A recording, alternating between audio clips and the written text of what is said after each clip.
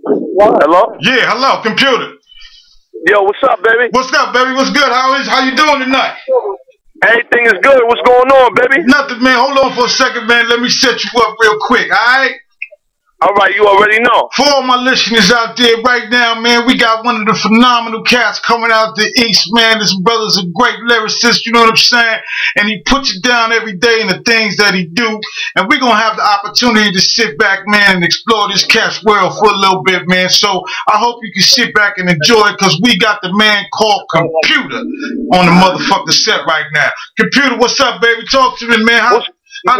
What's going on, baby? Everything popping, man. I'm chilling, man. Everything good. What's going on, man? Nothing, man. We figured, man, we get you on, you know what I'm saying? Let you tell your story, you know what I mean?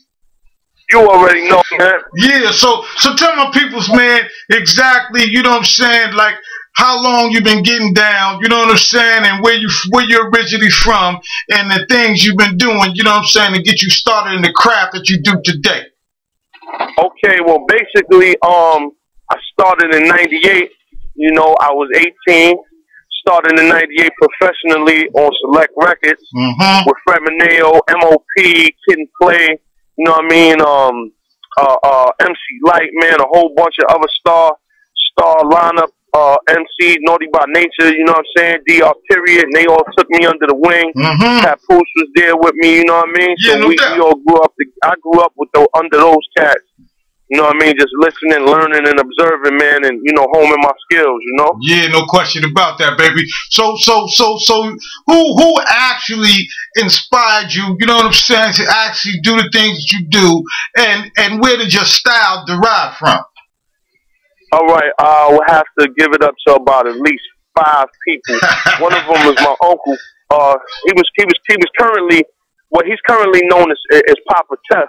You know what I mean? He just started a motorcycle company called GHB, Go Kart Boys. And basically, his name was Cutmaster Don. Right. You know what I'm saying? Cutmaster Don back then.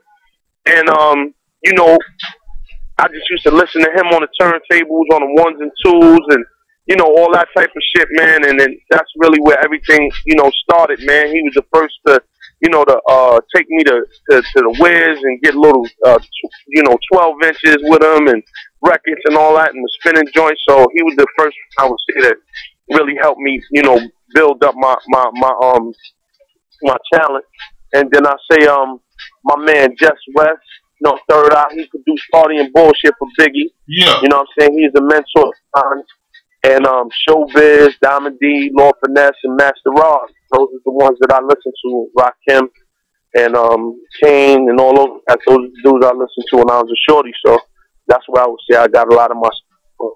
Yeah, no doubt. And so when you started doing your thing, right, you was around these cats, you know, and these cats is real lyricists that you're talking about, man. Was you a little intimidated, man, by the lyricists that was in front of you, man? Did you feel like, you know what I'm saying, that you really had to bring it to the table, man, in order for these cats to even hear who you are? No, I never wasn't really intimidated. I was more so, I always pretty much had like a strong sense of confidence. Yeah. Like, you know what I'm saying? Because once I knew that pen game was proper, right, and that my pen game was real strong, you know, I felt strongly about myself. You know, I mean, I had my times when I was a little sloppy. I was writing little bars, and my uncle be like, "Nah, man, that ain't hot, man. You gotta, you know, go do that again, and go do that again, go do that again." Till it got to the point where I just knew I was nice, so I had that confidence, and I started to really just run around and battle. I was going to all the hoods with my rhymes loaded, ready to just go ahead and blaze anything in my way, man. So, you know, I had a big confidence level, and I think that's one of the strong points in my music, because you can hear the confidence in every song, you know? Yeah, no question about that, man. So is it anybody in particular, man, that I know you've been in the studio with a lot of different people, you know what I'm saying? And so does anybody come to mind, you know what I'm saying? Give us a little insight, man, on somebody that you've been in the studio with, man, to where, man, you know, it was just a beautiful thing where you and this cat just kind of just vibed, you know what I'm saying, and was able to make some beautiful music together. I would say my greatest studio experience ever was me and my man Big Pun and Big L. One day, Well, me and Pun and all of us we all had a relationship prior to any of us getting in the industry. You know what I'm saying? We all was cool. I used to go to Pun House. He used to come to mine. I used to go to their block. They used to mine. And we would just sit in the crib and get 40'd up and, you know what I mean, have our little bud on the side, man, and just start doing our thing. You know what I mean? Yeah, no doubt. One day, Showbiz, you know, his name was Moondog first, you know what I mean? So when I started hearing Big Pun, I'm like, yo, who the hell is Big Pun? Like, and I was like, yo, dog. And he's like, yo, I'm Big Pun now. But story short, man, we went to it was Quad Studios. Right.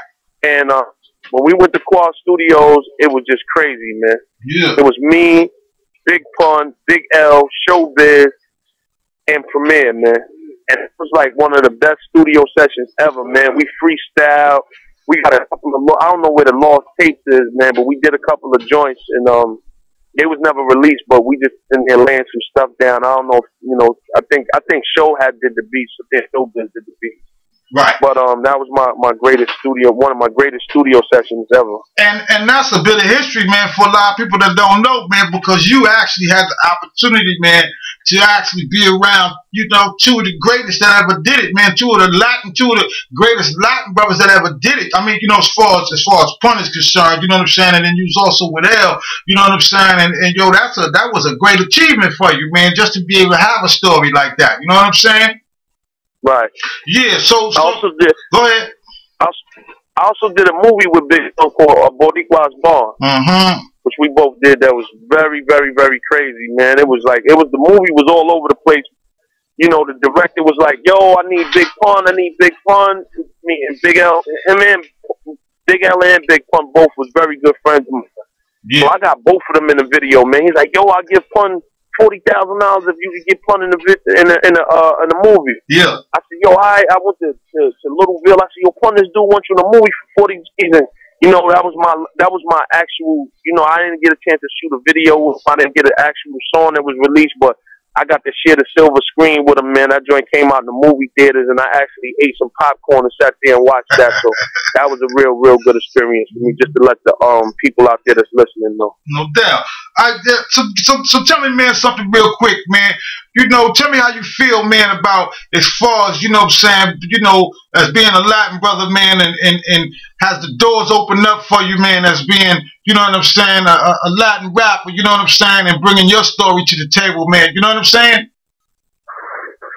Right. Well, right now, man, basically what I'm trying to do is bring back New York identity. Yeah. I think New York has no more identity. Right. You know what I mean? And I think that's still whack. You know what I'm saying? I really think that's like, you know, it's buffoonery, man. Right. Half of all the New Yorkers out there that's you know, that I don't know if you know, the identity is lost, man. My thing is that I love every state, man. I love every country. I love hip hop in general, man. Yeah, no hip hop has no colors, no boundaries. No doubt. But I think that being that New York is the Mecca, not even New York. Let's cut New York out for a minute. The Bronx. I was born in Harlem. I'm from Harlem, but I was raised in Bronx. I was fortunate to be around a lot of hip hop. Right. And the Bronx is the Mecca.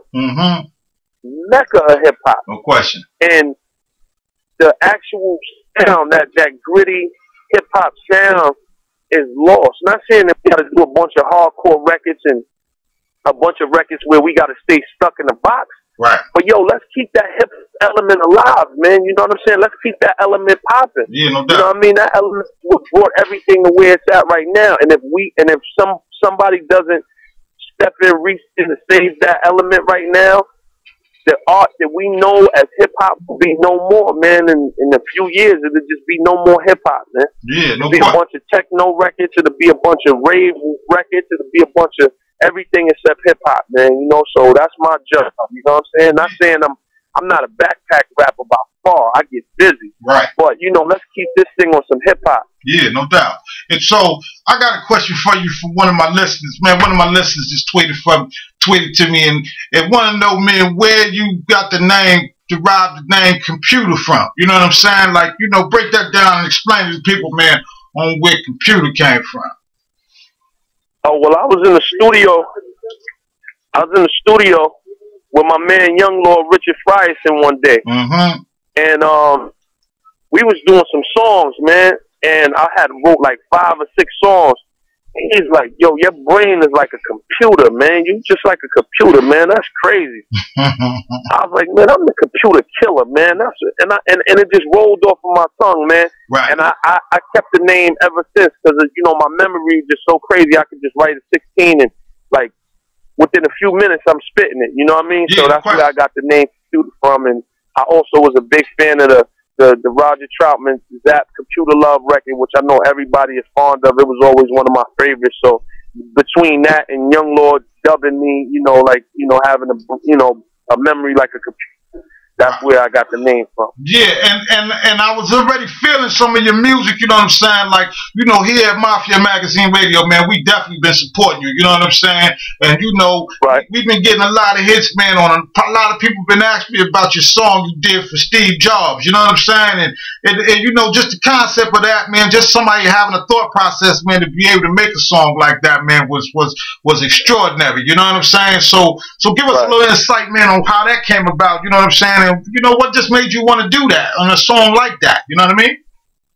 Well, I did the record for Steve Jobs because, I mean, if you look at technology, Apple has allowed hip-hop to advance. Right. You know what I mean? Right. Apple has allowed, you know, hip-hop to, its technology has advanced hip-hop. Let me say that much. You know what I mean? Apple's technology advanced hip-hop from, you know, us, you know, the Mac. The Mac is the best, is the best computer in the world, man. You know what I mean? Yeah. The software for it, man, the microphones, you know, everything that Mac created, it's hip hop based, because let's say we move Mac software from the equation, from the hip hop equation, where would we be musically right now? Yeah. So I felt that it was my job to honor a man that had the intelligence and the love enough to recognize that we were doing our music off of Mac software. Yeah. So, you know, besides him being a pioneer, a dropout, a software pioneer, a dropout, and a person that understood music as well, and knew that we needed this type of software and the type of programs that we use, you know, for our music today, you know, and he recognized that it would, you know, lighten our burdens, because we was using ADATs and all kind of other things that were just like so slow and time consuming, and he made it a lot easier for us, man. And not the easy way out is good all the time, but it's a blessing to be able to go in the studio and knock things out and be able to add things and do different things to your music at the touch of a button, man. So it's only fitting that I give a celebration to a person great like that. That was